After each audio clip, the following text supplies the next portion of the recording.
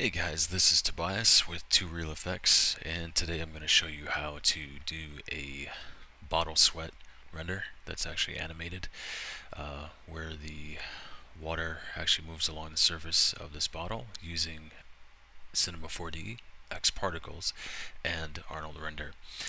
Alright, so let's go ahead and get started. We're going to do this with a fresh scene. We'll start from scratch as always. And we're going to just close all.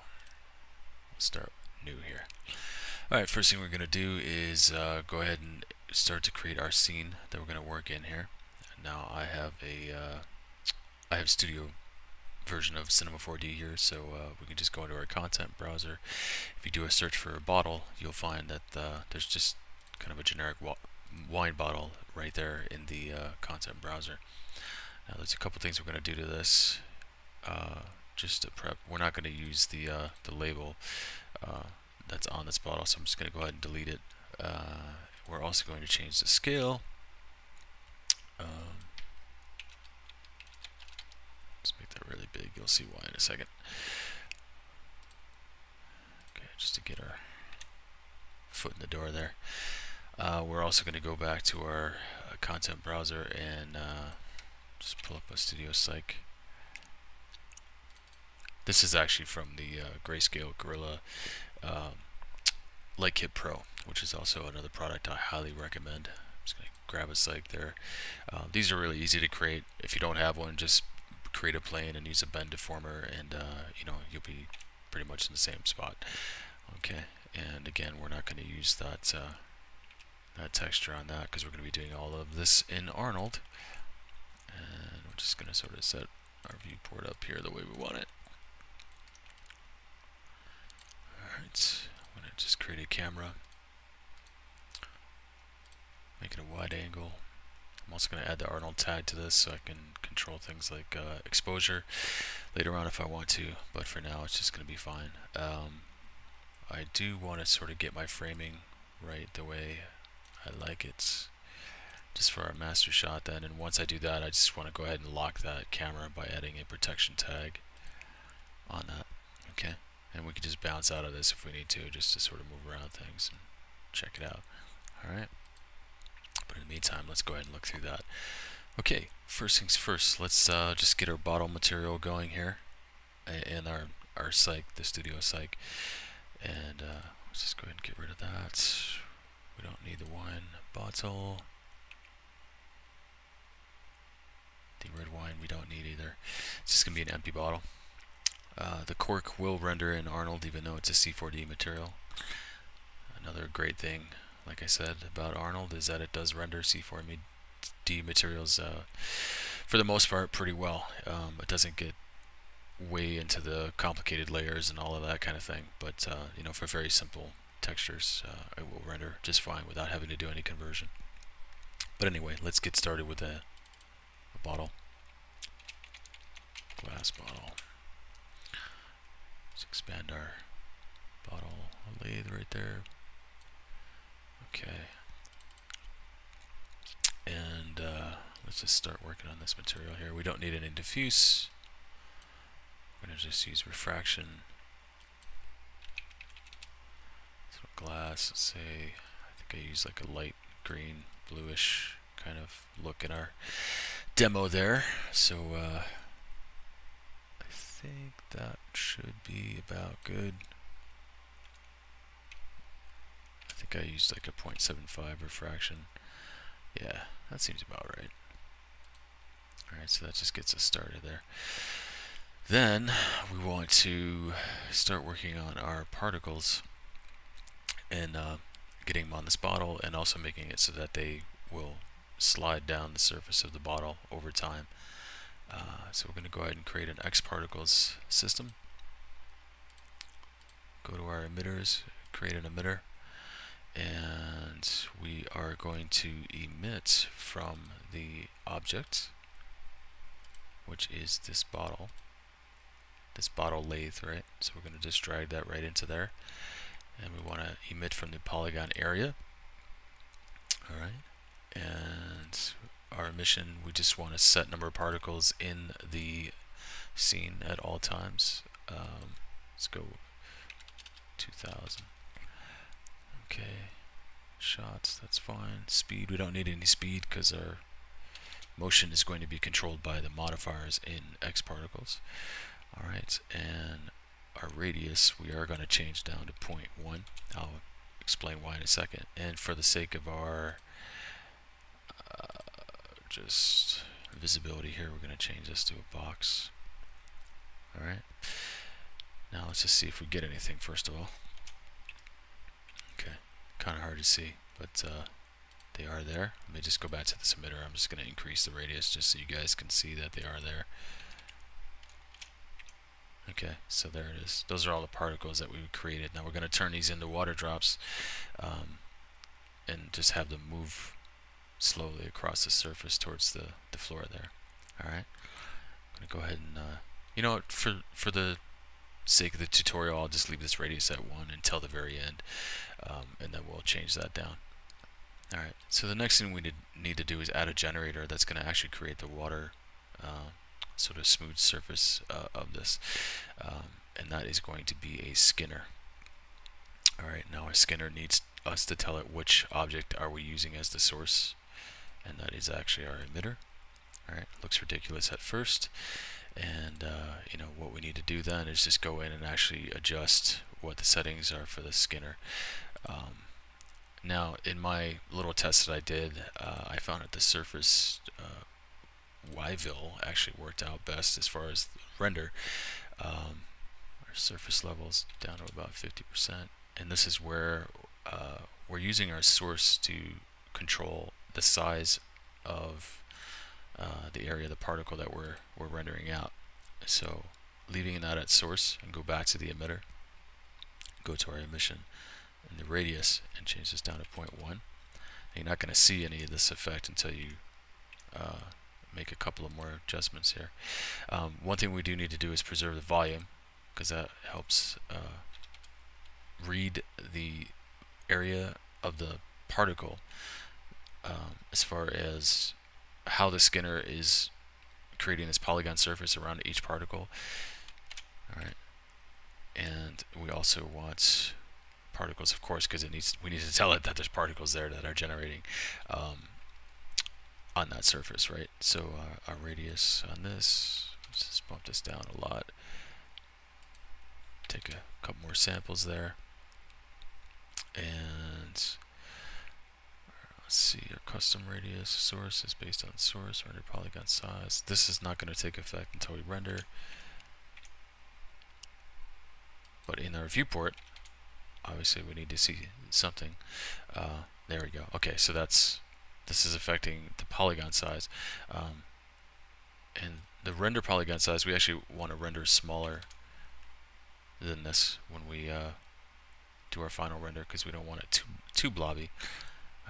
Go ahead and get out of this camera just so we can get up on there and you can see what I'm talking about here. So now if I do this again, okay, so now you see we have more of a organic fluid kind of thing going on there. Now we need to start talking about movement, and the way that we do that is really a two-step process. So what we first need is a motion modifier that tells the particle that there's a surface to flow along, right? Now we're going to leave this at its defaults and just put the object, the bottle itself, this bottle lathe, into the object. Okay, and then we need to pull these particles down along the surface over time. So we also need to add a gravity. Okay, now the gravity by default is going to be ridiculously fast, which we don't want that. Now I don't know if you can see this here, but when it's starting, it starts and yeah, it's just too fast, right? So in my testing here, I found that it worked best at about 4.5 centimeters, just to get that really slow. So you can see that it's just very slowly moving down the bottle. Okay, and that's exactly what we want. right, and it is following the surface, which is good. That's exactly what we want. Let's just pause the playback on that. So these settings here are pretty much all we need to do. I did add a little variation in that, just to, you know, that some of the particles are moving at different speeds than others, just to help add some organic look to it. Follow surface. Let's see, did I do anything in here? No, I'm pretty sure I just left it at the defaults here. Okay, so there's no really extra motion that's happening in there. And then now we need to talk about the actual water material that's on the Skinner itself. Now in Arnold, what we need to do is tell Arnold that this exists. Okay. We also need to uncheck this opaque, so that it tells it that it's a transparent surface. Right now it doesn't mean anything because we don't have any material on there, so that's completely not going to do anything for us in the render. But as we add a material to it, I'm just going to make a copy of that by control dragging the glass.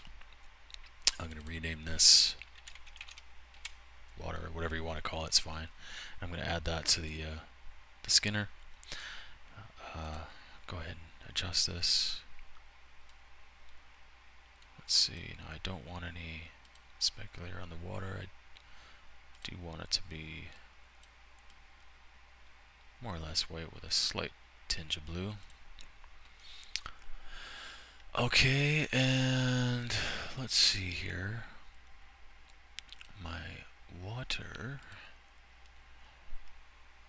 refraction, let's see, 0.6. Yeah, there we go. You can see in this little preview here what we want.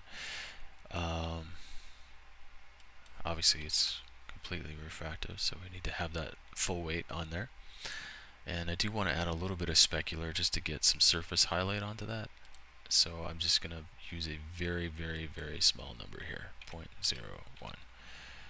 Okay, you can barely even see it, but if we change this roughness down, it's probably hard for you to see in the screen capture here, but it's actually there, and it will help in our render. We'll see tiny little highlights every so often in the surface of that, on the surface of those water drops. Okay, so we'll leave that on that. And one thing I do want to do is go back to this glass, because everything does have specular on in real life, so I want to make sure that we adjust the look of that bottle, the bottle glass, to reflect at least a little bit of light.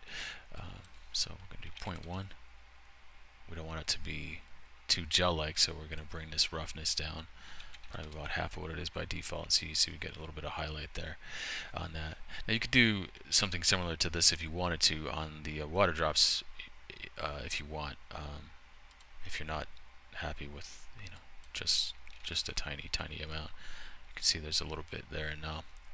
So we'll go ahead and do that. That's fine.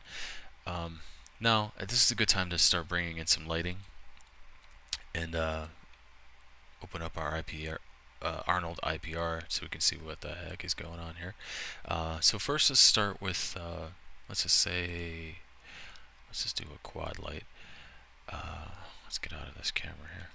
Okay, so this is our scene, and what I like to do, if I know that I'm just using it to light up a specific object, is I'll add a target tag to the light, and then I'm just going to go ahead and drag my bottle into the target. And now when I move my light around, it's always going to orient itself to that object, of course. Well, I think we all know that. I've done that trick a million times. I think I want this to be a taller light. Okay. Let's go into the light here and maybe make it a little bit more intense. Okay. Alright, now let's open up our IPR and see what we're getting. Okay. Now the IPR, I should note that it does not seem to take into account the this render polygon size in the Skinner object of the X particles, but when you do a render, an actual render, it will actually adjust that. So just keep that in mind when you're sort of dialing in the look of your water droplets on the bottle. I think in this case I also added another light behind that. So just control drag this down. Let's get out of our camera and take that light and just sort of bring it around here. We're going to make this kind of a backlight, sort of a rim light on that the back of that bottle, the shoulder of that bottle. Just bring that way off here. Bring the intensity way up because it's further away, obviously. Get back into our camera and just bring in our Arnold IPR. And you can see we got a little highlight going on there. Now, you're probably asking yourself, you're not really seeing much effect going on, just really on the surface of things, but not so much that. We made a glass, we made water, how come we're not really seeing through things? And that's because of the default settings in Arnold, the Arnold renderer. So I'm going to show you how to correct that. Hold on, I need to just make this window a little bit smaller. Okay, so here's what we're going to do. We're going to go into the Arnold renderer. Now what's happening here is we're mostly dealing with refraction. As you saw in our materials, we use the refraction channel and a little bit of specular. So really there's only two areas that we essentially care about aside from the light, the sampling of the lights that's happening in the scene. Now we need to tell Arnold how many bounces of light and like how far does the light travel through these objects. So you have, when it hits the surface, does it go through that surface, does it continue on beyond the other side of that surface? And those are kind of the very sort of layman's way that you can think about it. So what we have is we have the surface of the water drops. Does it go through to the other side of the water drop? Then it hits another refractive surface, which is the surface of the bottle. Then it goes through that bottle to the other side of the bottle, then to the other side of the water drops, right? So we've got at least say 4 bounces of refraction going on with that.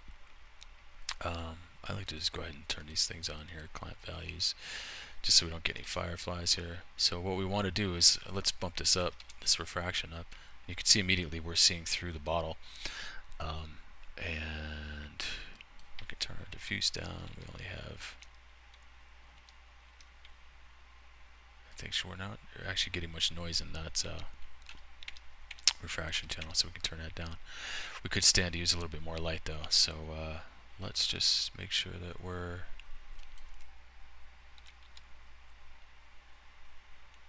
okay. Move this out of the way here. This first light was the primary key light, so let's just call this key light. And this rim lights, or in the photography world we might call this a hair light, which is that edge that we're looking at. And now we want our key light to be a little bit brighter. Okay, so there we go. Maybe even brighter than that. There we go. Okay, now you're starting to see the more of the detail, and you can see through the bottle. Okay. Now, yes, those water drops are pretty humongous right now, but we can go ahead and adjust that, like I said, using the Skinner settings here. Okay. Just organize my windows a little bit here. Sorry, I have windows off to the side here that you can't see, that some of the render settings and things like that, just so it doesn't clutter the screen space here.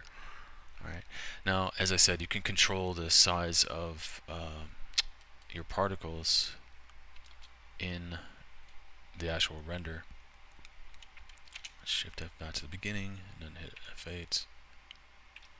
Okay, let's get some back in there. Now, remember how I told you that the surface size here is based on the source, which is our emitter. So you saw when I changed this number to the custom radius, it didn't make any difference, which is the correct behavior. So we go to our emitter, and we already have it down to 0.1. Now we can adjust this radius here, and it will change how things are appearing in this window. Now here's the sort of gotcha about doing this kind of system, is that our Skinner radius, what we're seeing in our preview window is actually this polygon size setting right here. So we're seeing a 2 centimeter range of these polygons, which is pretty large for what we're trying to do, but this render polygon size is half that. So if we do a Shift R and actually render this in the render window, we're going to see that we're getting a completely different look as far as the size of our water drops, which is also correct behavior, because we're just telling it to render in more detail at render time than what we're doing in our preview window. See, a completely different thing. So just keep that in mind when you're doing this. All right, I'm getting this black surface in there. I think that's actually the wine in the bottle. I think I just want to turn that off. I didn't want to use that. The wine lathe, yes, let's turn that off. And turn it. Yeah, there we go. Okay. Yeah. So now we're seeing completely through the bottle and the water drops and all of that fine stuff. Let's go ahead and render again here so you can see what I'm talking about.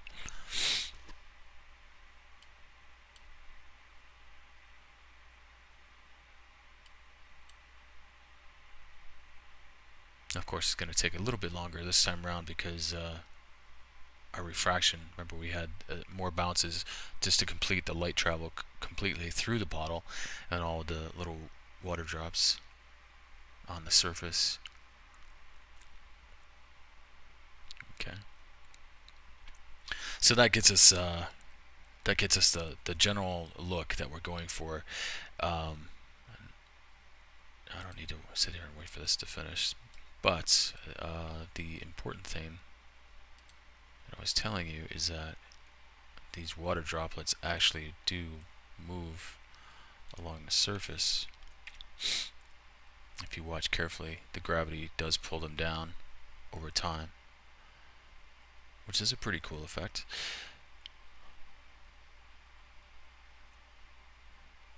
Okay, and they will connect with each other just like you see surface tension happens in real life or water.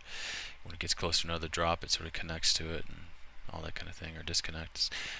You see getting the same kind of behavior here in the surface Skinner here in X particles. Alright, so really that was it. I just wanted to show you a quick way to do that, and hopefully you get some use out of that. I'd love to see if any of you guys have any other tips or what you might do with this technique in some of your own projects. So as usual, if you have any questions, leave them in the comments, and good luck.